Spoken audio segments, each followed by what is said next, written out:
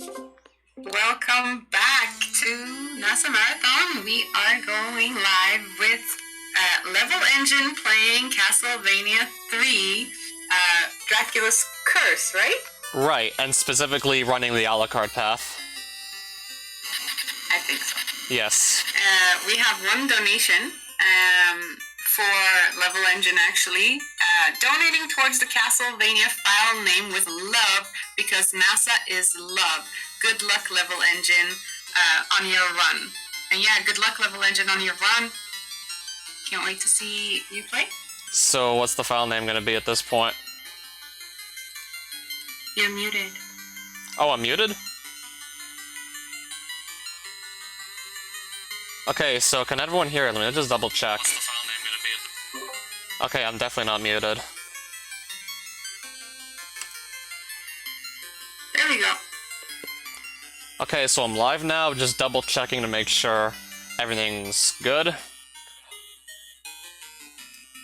Okay, so the time is going to start as soon as I gain control of Trevor on the very first screen of stage 1. So it's not going to start as soon as you see Trevor praying to the cross. Starts upon immediately me getting control on stage 1. And then after I beat Dracula's final form, the time's going to stop when the orb drops.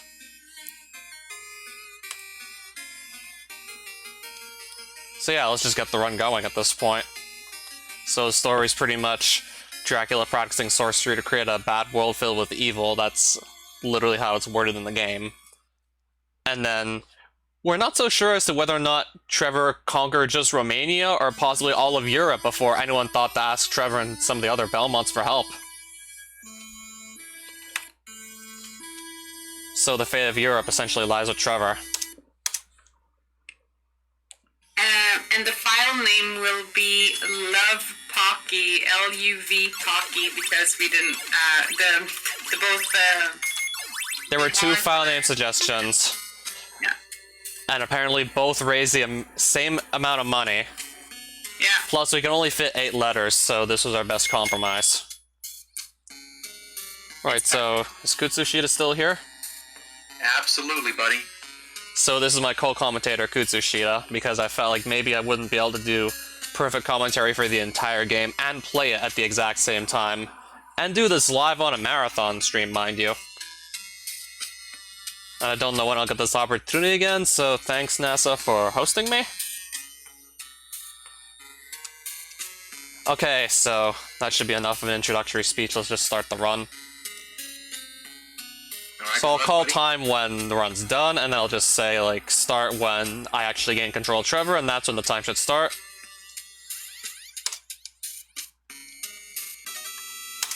Start time. So this is stage 1. Pretty straightforward, what else can I say? Mostly what you want to do here is just get Trevor's whip upgrades, and also the holy water. And once you see how the first boss fight's gonna go with the holy water, I don't think I'll really need to explain any further just how powerful it is. So that was my first whip upgrade.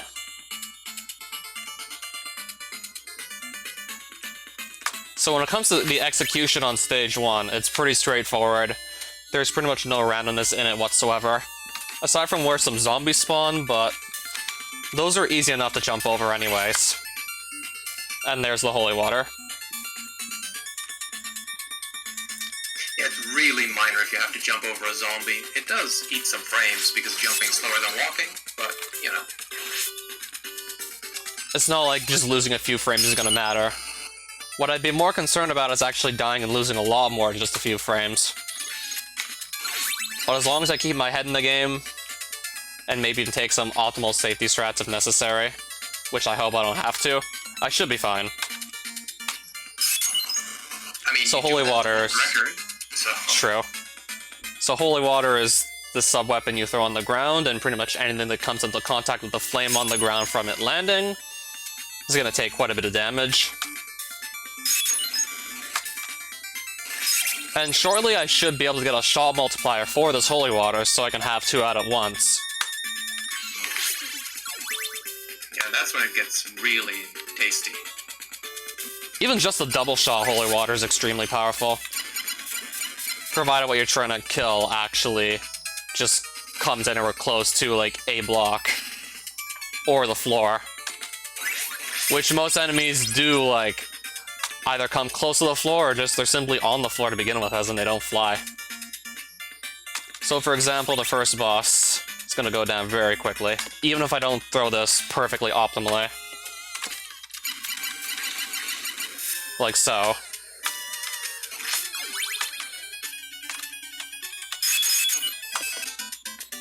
Alright, so that's stage 1. Easy peasy.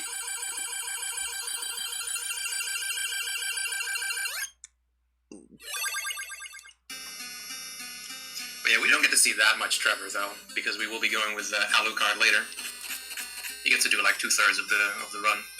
Middle of stage 5 is where we're going to be just switching to Alucard and spending most of the run as Alucard. And we skip stage 2 since it's entirely optional, but if you go there, you meet one of the other 3 playable characters, not counting Trevor. Of course, there's Trevor, whom you start the game as. Then there's 3 other playable characters you can encounter along the way, though you can only carry one with you at a time.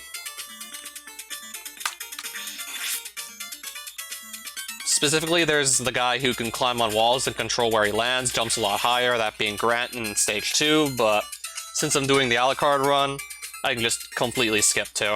And now I'm kind of coming up to Owls, so I'm gonna kind of want to focus here. These guys are semi-random, and I just picked up the cross, which is really not the end of the world. I mean, this is a pretty effective weapon against some upcoming frogs, so I might just make use of it there. I didn't necessarily want to pick up the cross, but it's gonna make the frog screen a bit easier that's coming up in stage 4. So we'll just go with it. It's fine, we're just gonna roll with it. Yeah, it will be fine. Like, the other runs are way more impacted by Trevor losing his holy water. This one, more or less okay. Besides, we're gonna be getting our holy water back anyway, so just losing it for the time being shouldn't change much. That's right. Set up this screen perfectly, so that's good. Different stages, where that's not an option. Yeah, the upper root stage 4 doesn't have a single holy water anywhere in it in the US version of the game. Yeah, because this is where the game just takes a major split, up until stage 8 actually. It's really cool that they found the space and time to make all this. Certainly. And now I'm going into the frog screen, which is going to be significantly easier by being able to throw crosses that are going to cover more of the screen. And even then, I got very few frogs anyways, so it's not going to have to rely on these anyways. Got very few frogs this time around. Yeah, I'd call that very lucky, really. That's nice. I'd have several more runs where frogs will more frequently get in the way, and sometimes jump in ways that I can't just hit them with the whip unless I stop to do so.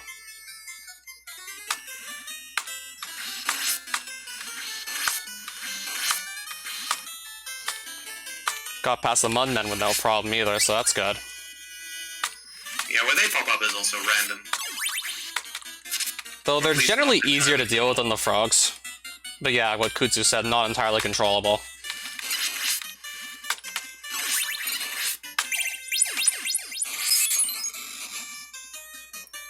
Once you're into kind of a rhythm with them, it's fine, but yeah. They can start off in a way that's not good.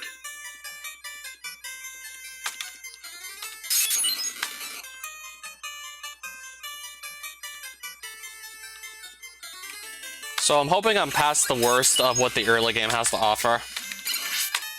Because recently, when I was trying to just push down the time even further on this category, the early game just made me do quite a bit of resetting.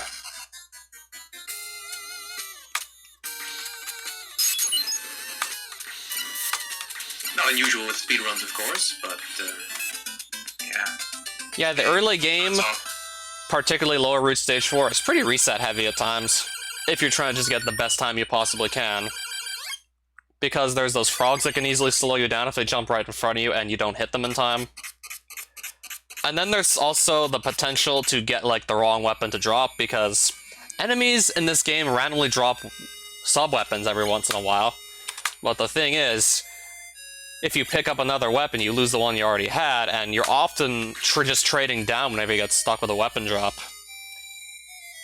Pretty much you almost always trade down.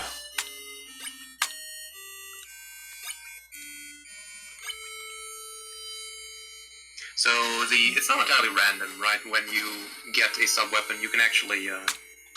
You can actually keep track of all the small hearts that drop and use that to try and just gauge when you think you'll get it next. But I don't even recall seeing that many small hearts dropping anyway so far this run. And I think it's about once 4 drop, then a sub-weapon can show up. That's correct. Every 5th small heart drop turns into a sub-weapon.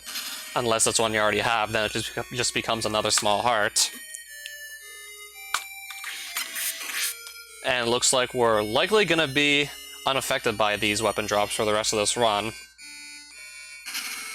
Since we're getting pretty close to the part of the game where you meet Alucard, and then from there on out, aside from mostly just boss fights, we'll pretty much just play as Alucard for the rest of the run almost. And things will significantly speed up.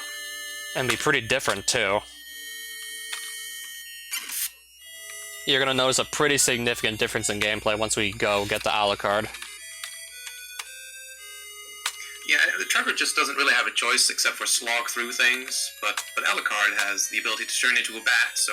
But Trevor is pretty good at combat, Alucard not so much. Every character really has their own strengths and weaknesses.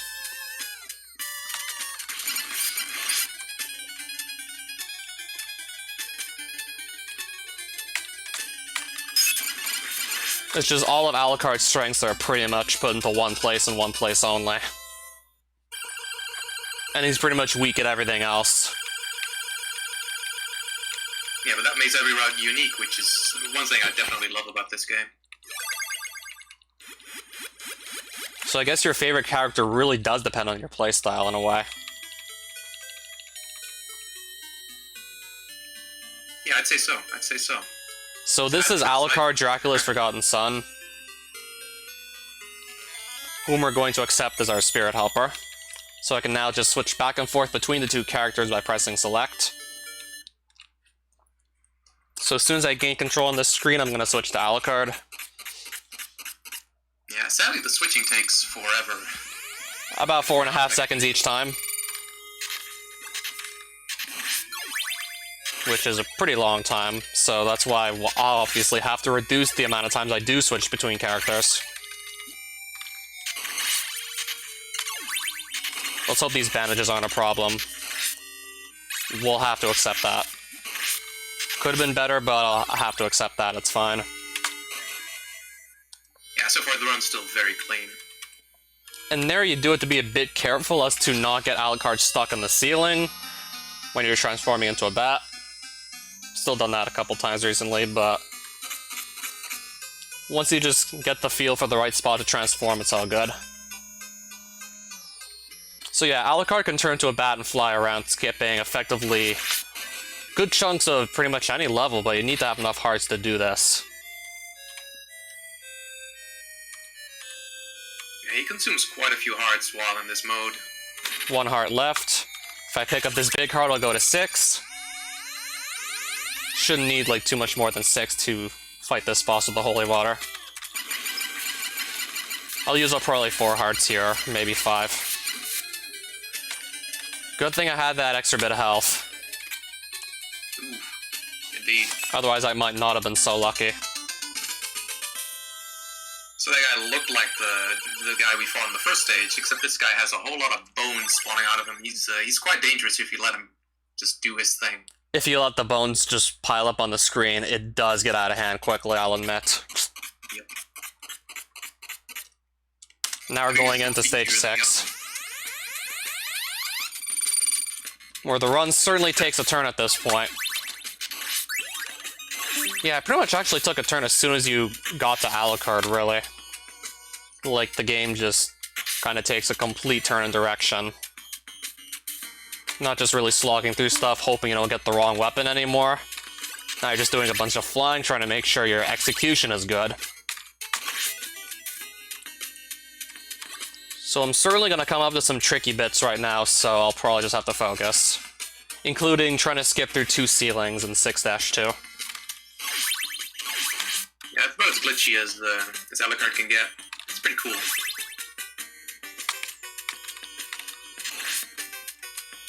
And some particularly tight squeeze here, which I got. Pretty easy to get either stuck on that rock or the Spear Knight. Dodge them both somehow. And I got through the first ceiling, so let's try and get the second one too.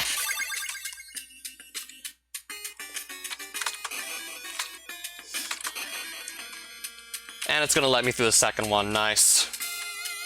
Excellent. Making really good time right now, what else can I say?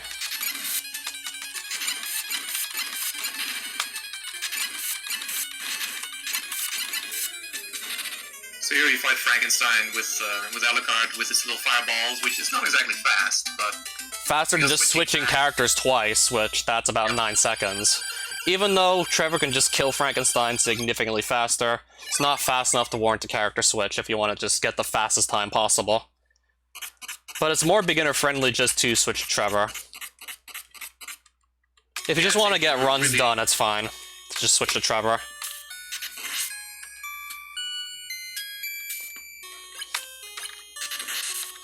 Now I have another ceiling clip coming up, so just gotta be in the right mindset to hit it.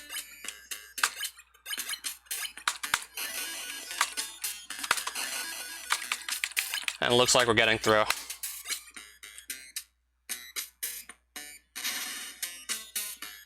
Yeah, it's a really cute one. You have to manipulate the Flea Man. to fall through somehow. It's obviously not supposed to happen, but... It certainly took a while for us to actually figure that out, and it wasn't me that discovered how to do that. It saves a lot of time to be able to do that. About 5 to 5.5 seconds. If you want to get world record on this category, getting the clip is now pretty much mandatory. Absolutely. Amongst all the other ones there are. And there's also still that Frankenstein fight that can either make you gain or lose quite a bit of time with the randomness of his rock throws. And also just how many rocks he drops. Safe to say there's quite a bit of randomness in the rocks and how much lag he causes when he makes rocks fall from the ceiling. And then there's still this to worry about. But we're gonna get through just fine. Easily among the most precise boss fights in the whole game, but I still got through just fine.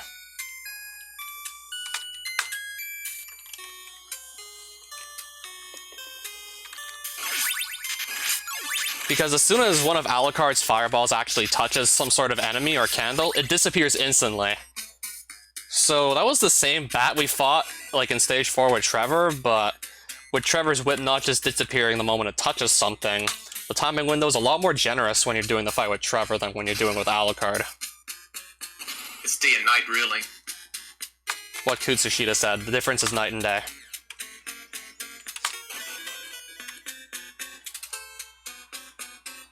You also need, like, at least 9 hearts to fly underneath this Medusa Bridge in 7-6, but I think I had, like, 10 or something. I know I had enough. Like, I'll know if I don't have 9 hearts.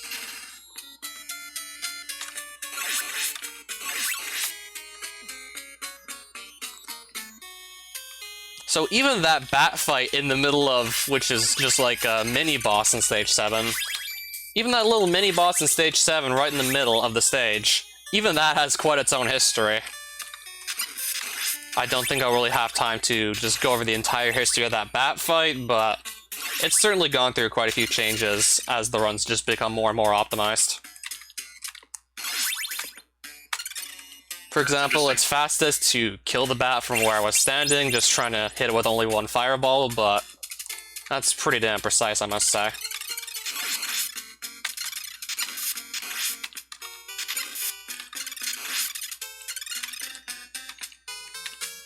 There have certainly been easier setups of that bat fight, but I've just gone all the way pretty much when it comes to trying to push this time down, so I looked for the fastest possible setup and just stuck with it.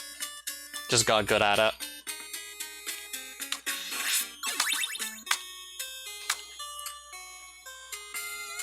And here there's 3 bosses, only one of which is usually gonna cause you any sort of trouble. As long as you know how to throw holy water and mash buttons correctly. For example, the mummies just go down very quickly to holy water. This Cyclops might be a problem if I'm not lucky. RNG Yep. dependent. This could be a problem. And now I gotta just figure out what the Cyclops is gonna do. Because if I try and guess what he's gonna do next and I guess wrong, he'll kill me. And if I die here, this is gonna be a huge setback. So I don't care how much time I lose to Cyclops, as long as I don't die, because if I die, not only will I not have a very good sub-weapon to refight these bosses, I'll get sent back a long ways, so I just have to not die whatsoever. More important than anything else.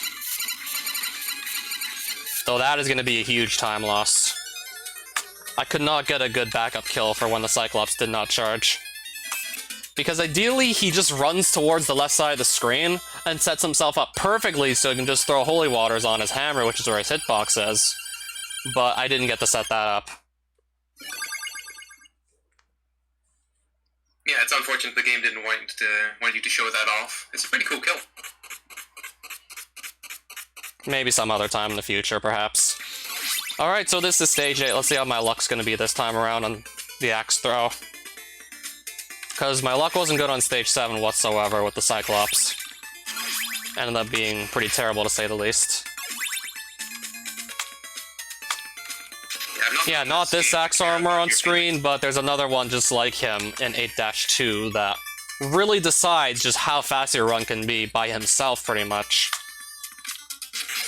Because you need to clip through a ceiling off an axe throw, but if the axe is thrown high, you can't reach it unless it's thrown low.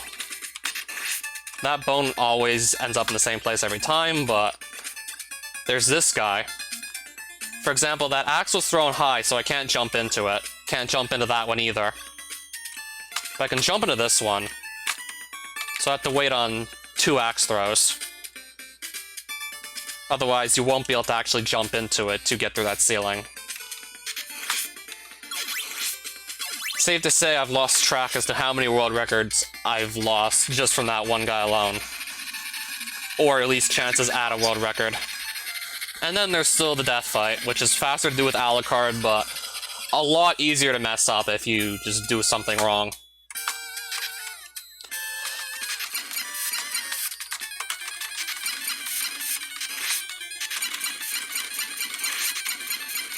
We should make it through, though. Got past the most dangerous part of the fight. And this is a lot more straightforward in comparison, but if you want to get the optimal second phase kill, it's pretty tricky. Even then, that kill still could have been faster on phase 2, but still did a really good fight on both phases of the death fight, really. But I'm still a little bit behind because of the 2 axe throws that were high. As in, 2 axe throws I couldn't actually jump into to get through the ceiling in 8-2. Well, the second ceiling anyways. Let you down, but you're doing well. I must say.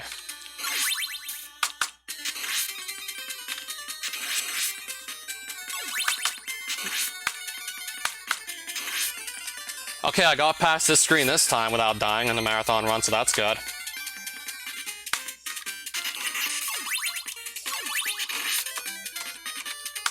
Alright, that'll have to do. Really precise. Especially since once you get to stage 8 and beyond that point, everything that hits you in the US version of CV3 does 4 bars of damage, so 4 hits from anything and you're dead. And let's say if that Fleaman screen would have gone wrong, it's entirely possible that could have just really gotten out of hand, because just 2 hits and you're already down like half your health. So in other words, it's safe to say you can just lose your health so quickly in pretty much stage 8 and any level past that point if you're not careful. Even one minor slip-up, it can just start losing so much health, making it really difficult to try and just come back. Also, it could have been a bit faster with that screen just there, but I gotta do what I gotta do. Would have been nice to have 2 extra hearts just to have a bit more optimal flying, but it's really not gonna change much by itself.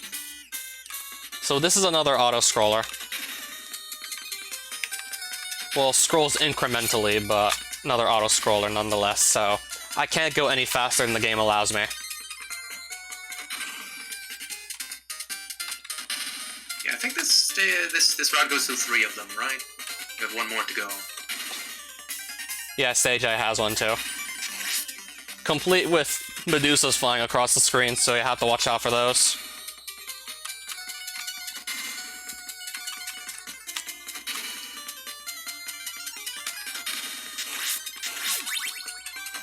You have some speed tricks to avoid them, but... No speed tricks actually speed up the auto-scrolling. Or at least not speed it up by much. I meant the Medusa heads, to avoid them. I don't know if that's just speed strats or just being good at the game. Yeah. Or maybe is that just being good.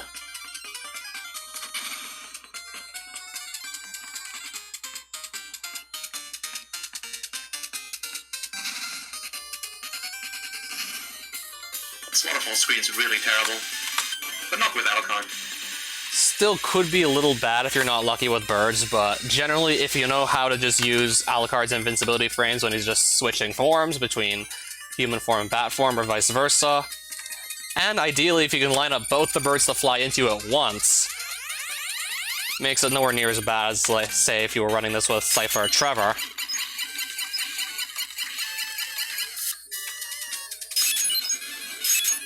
Yeah, Trevor by himself has to go around the long way, and one of the other spirit helpers, Cypher, she can just also skip that screen by freezing birds, but you have to rely on the birds setting themselves up in the right place to actually do so. And that's how a lot of my world record attempts at the Cypher categories died. Thought you were gonna say that's how we have fun, but okay. So this is why I've been keeping a double shot Holy Water for the entire game, and I didn't want to get a triple. Because I forced a triple to drop in this stage right next to an axe. So the triple would be on screen, and then I'd quickly go and pick up the axe, and then the triple shot before the triple shot despawns, so I can now have 3 axe projectiles on screen at once, and I didn't actually have to go and farm any shot multipliers, so I can now just save the hearts for all the flying with Alucard in this stage, which there's still quite a bit of. And of course I need plenty of hearts to fight all 3 forms of Dracula, so it was pretty much necessary to be able to just do the stage optimally that. It works out really well. With the hearts and getting the triple. Certainly a must. For example, I'm going to start flying as soon as I get onto this screen and just skip the staircase entirely. And then I'll try and force myself through another ceiling.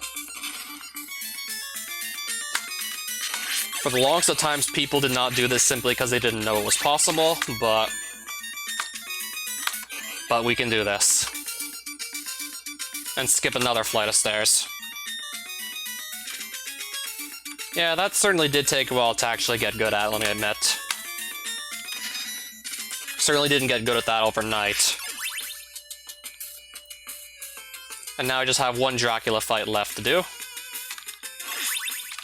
So now, coming up to the final boss, 3 phases, like Kutsu said.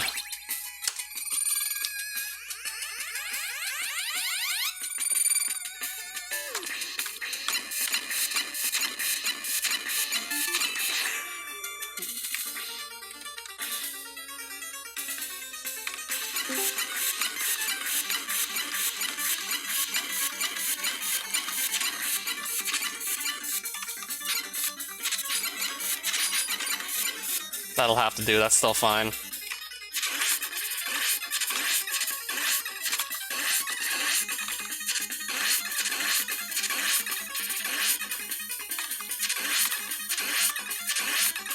So time's gonna come up very soon. Yeah, it should come up very soon at this point. I got 1 cycle on Drac 3. And time. Well done.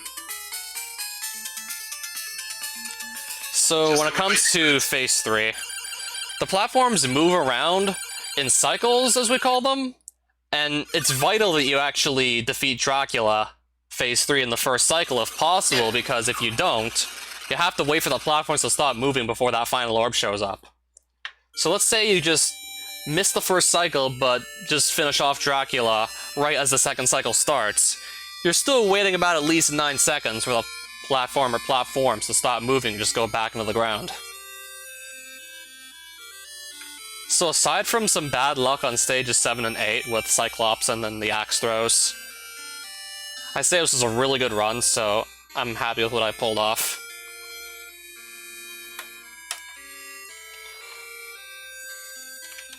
I was just hoping it could have been a bit faster, but yeah, it was really good.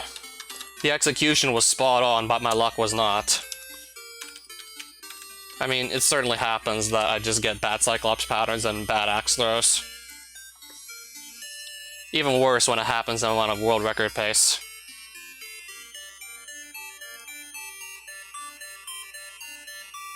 So that seems about fair. Be, the fastest anyone's done it on a marathon, maybe? Could be. I did this for Voltathon like a couple years ago, and that was a 26:19. This is a 26:10. I'm looking at my splits. Not sure if the timer stopped on like NES's end earlier, maybe started late. Still really good though. 26:08 or 26:10. It's the 26:10, but either way, still very good. I'll agree. That's awesome.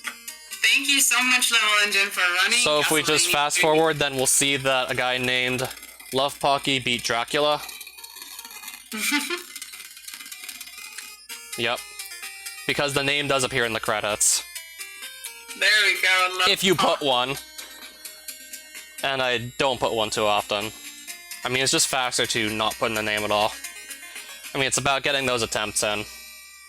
So yeah, that was Castlevania 3 Dracula's Curse with the Alucard path. Thank you so much, guys, for...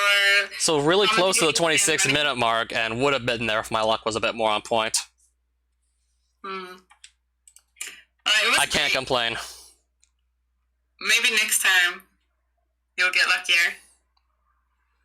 Yeah, but on a marathon stream. I don't know how many people are still going to want to keep watching me play Alucard, though. But I'll admit that was still something to definitely be proud of. This run, easily anyone's, like, easily fastest it's been done in the marathon to date, still. Super cool. I just got unlucky in 2 places and lost a bunch of time, but pretty much almost everything execution-based. I couldn't have asked for better. All the major tricks, I nailed them all. If there's some advice you would give to someone who wants to start running this, what would that be? What would that be? Yeah. Just practice, persevere, and don't give up. It's not going to get any easier. You're just going to get better at the game. Yeah. Thank you so much, Level Engine, and thank you, Kutsu, for joining us here at NES Marathon and doing so well as well, providing that awesome run for us, Castlevania 3. Yeah, what else can I say? No matter how hopeless it may seem at times, trust me, you're probably always going to be able to bounce back from any sort of slump. Like, if you start slumping, I can assure, like, if you just really want to win enough, you're going to bounce back. So I'm going to stop streaming now, and the next person's going to come on. Alright, take care. Will do. Alright, so everybody watching, thank you for being here and thank you for donating. We are fundraising for Save the Children. They work in 120 different countries around the world, including the United States. And I just want to let you know that a donation of $1 can make a huge difference for kids' lives, and it can provide treatment for 4 kids who are suffering with pneumonia, a life-threatening disease. So even $1 can make a huge change, guys. We are currently at $667 raised, which is awesome. Thank you all. I am Morale. I'll be your host for the next game as well, and tomorrow, and then I'll be saying my goodbyes. Thank you for having me as well. And yeah, we'll be going into the next game very, very soon, which is Jet Set Radio Future 100%. And it's by Suprix. And you can donate towards a character selection here. This will be towards the character that he will be ending the run with. So it will be open for you to donate towards throughout the game until a certain point. So definitely get donations in for that. Currently, let me get this right now. Currently, it is at the top bid is on combo. To finish the run as combo. If you want someone else to finish, you can donate more than $20. And the second in the lead, or however you say that, sorry, English is not my native tongue, is Soda. And Soda is at $10. So if you want Soda to win, that's $11 to get Soda in the lead. And then we've got Beat, Boogie, Clutch, Corn, Cube, Garum, Gum, Jazz, and Rith and Yo-Yo that you can donate towards. So definitely go check out the incentives. And I'll be hopping out on the marathon deck and get ready for the next run. And stay tuned. Thank you for watching. This is NASA Marathon, and I'll see you guys soon. Bye.